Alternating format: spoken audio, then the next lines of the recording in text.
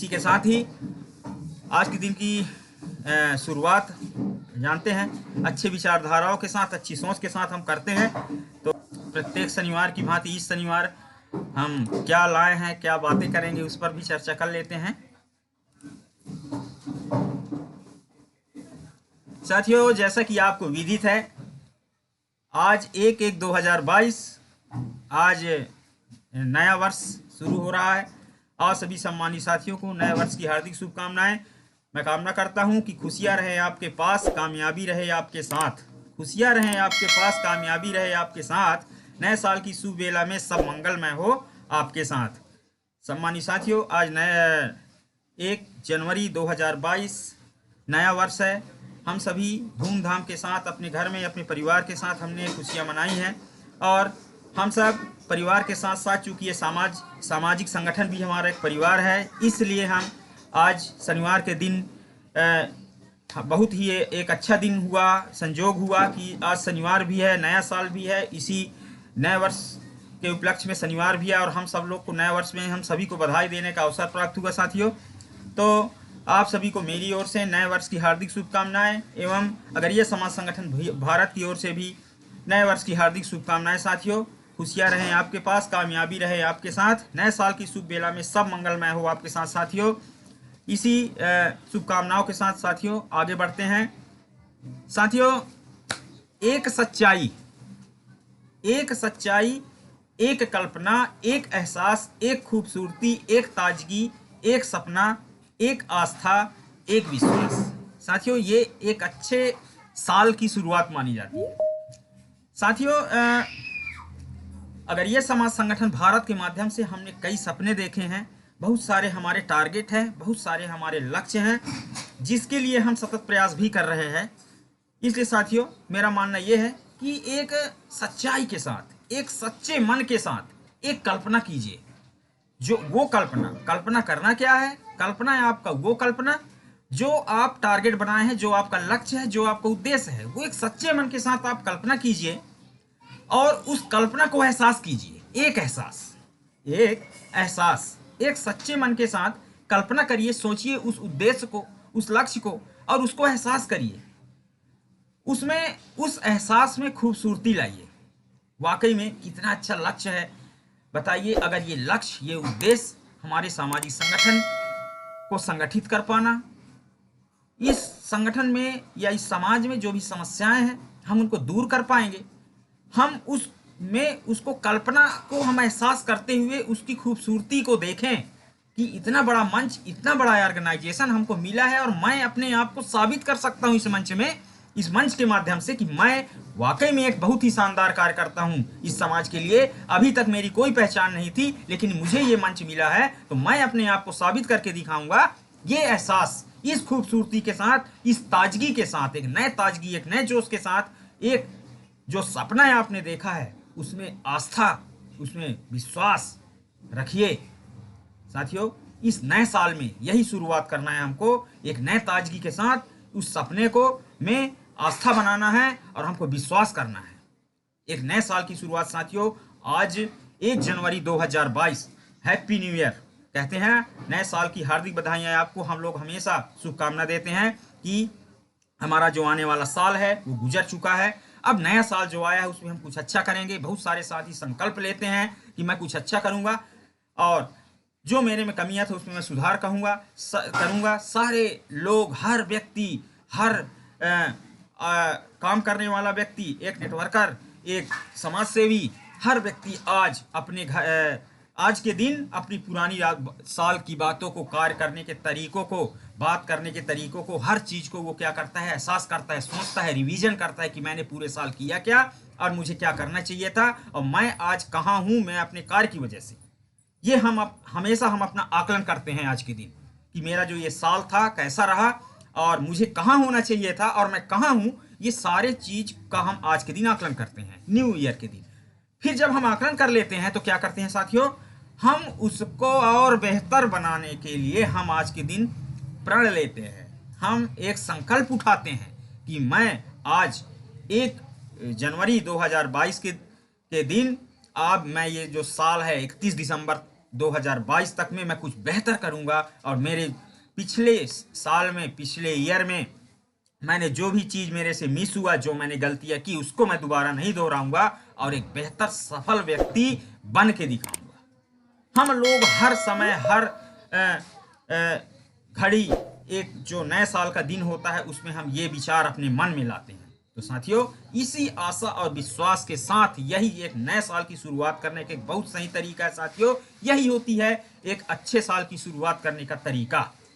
तो साथियों, इसी आशा, सच्चाई, कल्पना, एहसास, खूबसूरती, ताजगी, सपना, आस्था और विश्वास के साथ आइए इसी आशा और उम्मीद के साथ आगे बढ़ें और समाज को एक नई दिशा दें। साथियों, आज आप पढ़ लीजिए कि मैं कॉन्फ्रेंस मीटिंग में जुड़ूंगा, मेरे साथ 5 लोग आएंगे। हर शनिवार के दिन हम 5 लोग को बात करूंगा और मैं इस मीटिंग में लाऊंगा, इस समाज के लिए कुछ बेहतर करके दिखाऊंगा। साथियों, समाज सेवा का जो ये अवसर मिलता है ना साथियों, सभी को नहीं मिलता है। परमात्मा ने आपको जो चुना है ना, इस संगठन में जो आपका नाम पुकारा जाता है, आपका नाम बड़े आदर के साथ लिया जाता है। साथियों, ये मैं नहीं हूँ, ये राम खिलावन सर नहीं है। ये कौन है? ये उस परमात्मा की देन है। क्योंकि आप सभी जानते हैं कि माँ सरस्वती जब किसी के जीवा पर बैठ जाती है तब जाके कुछ अलग होता है। तो यदि हमारा नाम पुकारा जा रहा है, इस ऑर्गेनाइजेशन में हमारा नाम लिया जाता है, तो हम बहुत ही भाग्यशाली हैं मित्रों कि इस सामाजिक संगठन के लिए, एक समाज की सेवा करने के लिए परमात्मा ने हमको चुना है। और साथियों, यकीन मानिए, वो बहुत ही भाग्यशाली व्यक्ति होता है जिसको समाज की सेवा करने का अवसर मिलता है साथियों। और ऐसा अवसर हमको नहीं जाने देना चाहिए। तो साथियों, आइए आज के जो नए साल का जो आज दिन है, 1 जनवरी 2022, न्यू ईयर के साथ हम अपने मन में ठान लेते हैं, हम प्रण लेते हैं कि मैं एक बेहतर सच्चाई, एक कल्पना, एक एहसास, एक खूबसूरती, एक ताजगी, एक सपना, एक आस्था, एक विश्वास के साथ हम इस सामाजिक संगठन को एक नई दिशा देने के लिए तैयार हैं और बेहतर कार्य करने वाले हैं। साथियों, we are know nothing is impossible. साथियों, we are know nothing is impossible. साथियों, हम सब कोई जानते हैं कि कुछ भी इम्पॉसिबल नहीं है ना? यानी कुछ भी ज़्यादा कठिन नहीं है, सारी चीज़ें हो जाती है। ये साथियों, हम सब कोई जानते हैं इस बात को। ठीक है साथियों? तो फिर साथियों, जब इम्पॉसिबल कुछ भी चीज़ नहीं है, तो साथियों, सफल होने के लिए अपने काम में आप डूब जाएं। अभी मैं बात कर रहा था ना कि साथियों, सफल होने के लिए व्यक्ति को अपने काम में, अपने पैशन में, अपने लक्ष्य में डूब जाना पड़ता है, तब जाके वो सफलता मिलती है साथियों। और सोशल क्षेत्र में सफल होना एक बहुत ही वो काम है साथियों। कठिन भी नहीं है लेकिन उतना आसान भी नहीं है। इसके लिए आपको एक टैग लगाना पड़ेगा। टैग, मैं अगर यह समाज संगठन भारत का व्यक्ति हूं और इस सामाजिक संगठन के माध्यम से इस समाज को संगठित करने के लिए, इस समाज में जो समस्याएं हैं, जो त्रुटि हैं, उसके लिए मैं बहुत ही शानदार तरीके से काम कर रहा हूं। डूबना पड़ेगा साथियों। साथियों, हमारे सामने बहुत सारे उदाहरण हैं, बहुत सारे प्रेरणा हैं। हम देखना चाहें, समझना चाहें तो बहुत सारी प्रेरणाएं हमको हमारे आसपास मिल जाते हैं। साथियों, लिखा है स्टोरी ऑफ मुगले आजम। साथियों, मुगले आजम नाम सुना सुना सा लगता है मुझे। क्या आप जानते हैं मुगले आजम क्या है? साथियों, मुगले आजम एक पिक्चर है, आप सभी जानते हैं। मुगले आजम एक मूवी है और उसमें एक बहुत ही फेमस गाना है। कोई बता सकता है क्या अनम्यूट करके कि मुगले आजम में एक फेमस गाना है, वो कौन सा है? कोई भी बता दे म्यूट करके, फिर आप अपने आप को म्यूट कर लेंगे। किसी को याद हो तो कोई साथी बताए मुझे कि मुगले आजम में कौन सा गाना सबसे फेमस है। बताएंगे? मैं वेट कर रहा हूँ। चौधरी का चांद हो या आफ्ताब हो। जी जी जी जी, म्यूट कर लीजिए सर। थैंक यू सर, अपना मत देने के लिए थैंक यू सो मच। साथियों, ये गाना नहीं, दूसरा गाना है, प्यार किया तो डरना क्या। ये गाना आप सर्च करेंगे गूगल में, आपको मिल जाएगा। प्यार किया तो डरना क्या, प्यार किया कोई चोरी नहीं की। ये गाना आप देखेंगे, सलीम और अनारकली का ये गाना जो है साथियों, बहुत ही फेमस गाना है। साथियों, मुगले आजम आप जानते हैं अपने समय में कितना फेमस मूवी रहा है, कितनी मतलब जब बॉक्स ऑफिस में ये लगा है बिल्कुल लोगों की भीड़ नहीं थम रही थी, एक मतलब टिकट नहीं मिल रहा था, सीट नहीं मिल रहा था। इसकी क्या खासियत है मैं आपको बताना चाहूँगा। साथियों इसके जो डायरेक्टर हैं आप देख सकते हैं स्क्रीन पर, डॉक्टर के आसिफ इसके डायरेक्टर हैं, और इसके सिंगर हैं नौशाद अली साहब, नौशाद साहब हैं। साथियों इस पिक्चर का अगर मैं नाम लाया हूँ स्टोरी ऑफ मुगले आजम, तो इसमें खास क्या है मैं ये बताना चाह रहा हूँ। आज नया साल है, हम यहाँ से आज कुछ बेहतर लेके, आज के दिन हम इस सामाजिक संगठन के माध्यम से कुछ बेहतर लेके जाएंगे, और हमको इसी बेहतर आशा और उम्मीद के साथ, इसी विचारधारा के साथ जो हमको आज मिलने वाला है, इसी विचारधारा के साथ हम पूरे साल काम करने वाले हैं साथियों। और 31 दिसंबर को फिर हम 1 जनवरी के दिन हम फिर उस दिन मिलेंगे, और हम अपना आकलन करेंगे कि हमने क्या सीखा है, और हमने क्या सीखा था 1 जनवरी के दिन, और अब लास्ट ये जो 2023 आया तो हमको क्या मिला और हमने क्या किया। तो साथियों आइए आगे बढ़ते हैं। Story of Mughal e Azam, director इसके के आसिफ साहब हैं जिन्होंने इस मूवी को बनाया, सिंगर नौशाद साहब हैं। साथियों इसकी खासियत क्या है मैं आपको बता देता हूँ।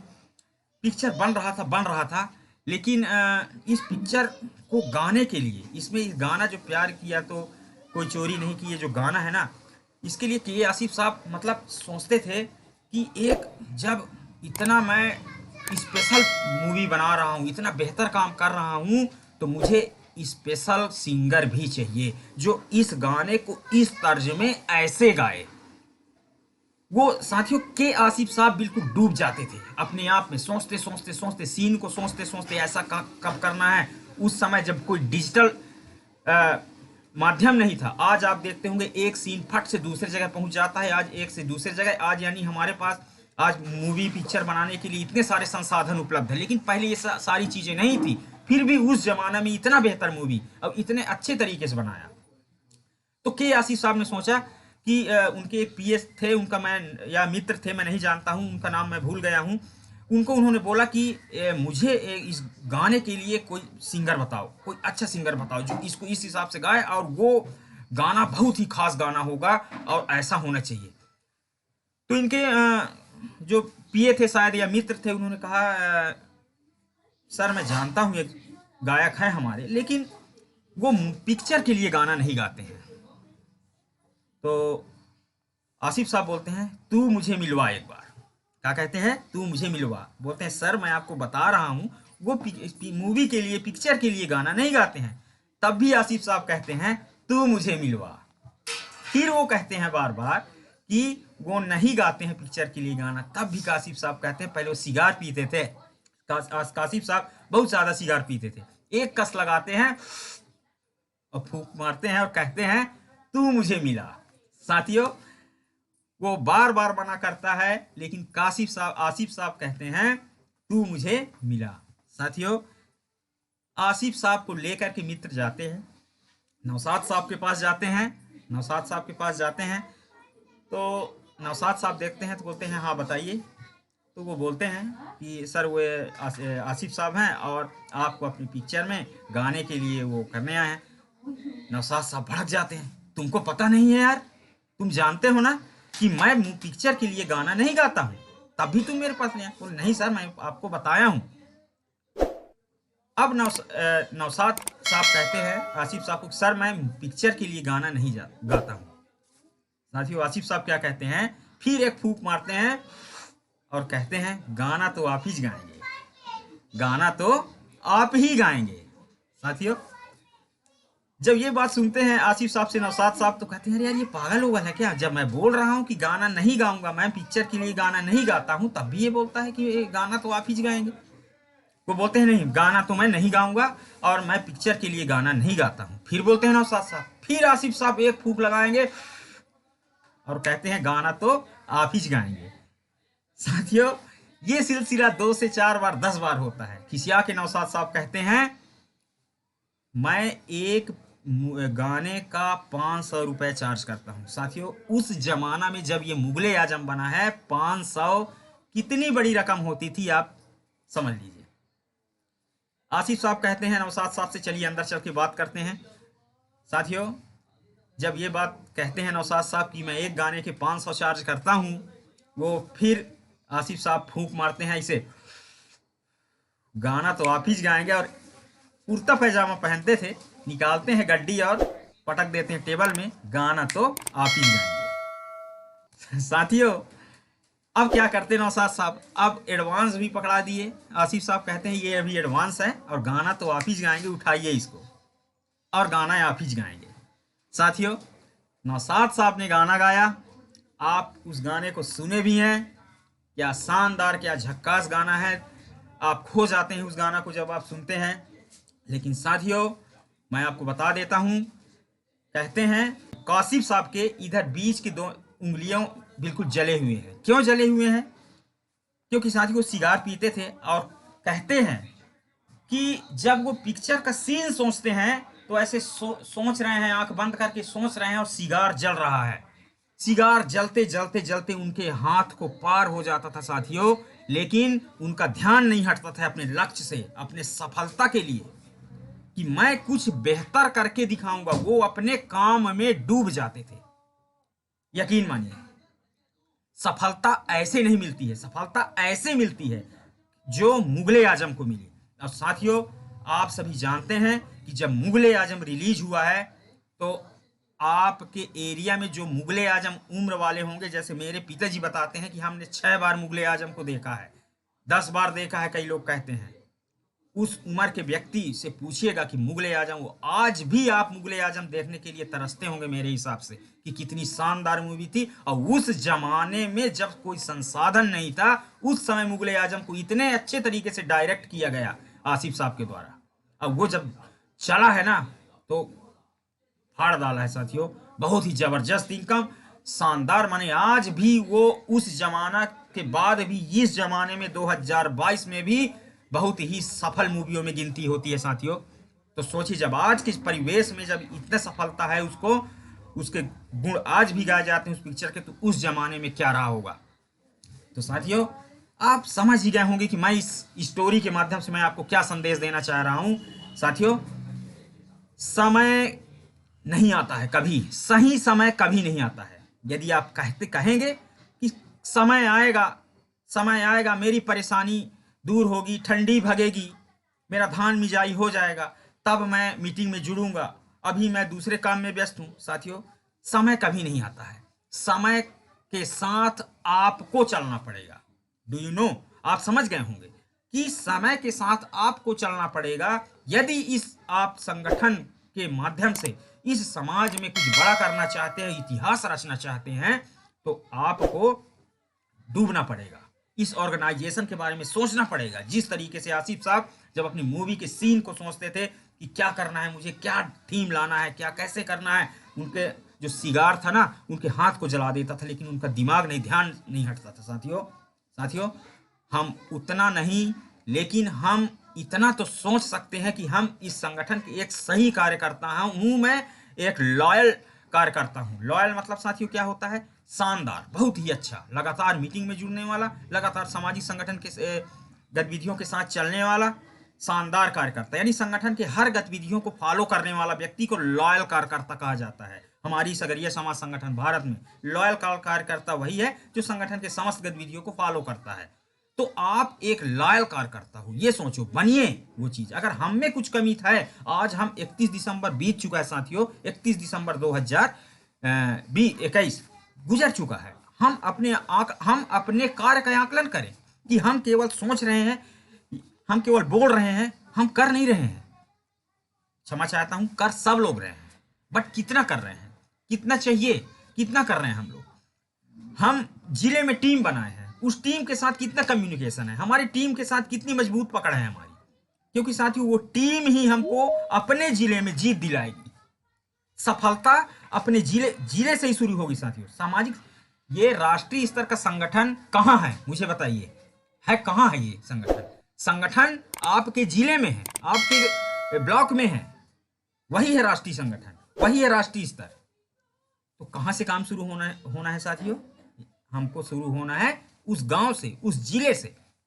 और उस जिले के संचालक कौन है, अध्यक्ष कौन है? आप लोग तो हैं, उस जिले के संपूर्ण मुखिया आप तो हैं। यहाँ तो केवल सुझाव देने वाले लोग हैं आपको, कि सुझाव दे सकते हैं कि कैसे क्या कर सकते हैं आप, लेकिन करना साथियों किसको पड़ेगा? आपको करना पड़ेगा। यानी इस संगठन के सबसे महत्वपूर्ण और महान व्यक्ति जिला के लोग ही हैं, जो जिला को टारगेट में काम को संचालित कर रहे हैं जिला में। इसलिए साथियों आज 1 जनवरी 2022 बहुत ही शानदार दिन की शुरुआत आप करने जा रहे हैं। हम सब बहुत ही भाग्यशाली हैं कि इस मीटिंग में बैठे हुए हैं और आप सभी के माध्यम से इतनी सारी प्रेरणाएं और इतनी सारी अच्छी बातें सीखने को मिल रही है हमको। तो हम यहाँ से कुछ जाएं तो लेकर जाएं और बेहतर कार्य करेंगे अपने जिले के लिए। साथियों मेरा ये स्लाइड दिखाने का मतलब यही था। तो बहुत बहुत धन्यवाद, थैंक यू सो मच। अपना प्रेजेंटेशन मैं बंद कर रहा हूँ।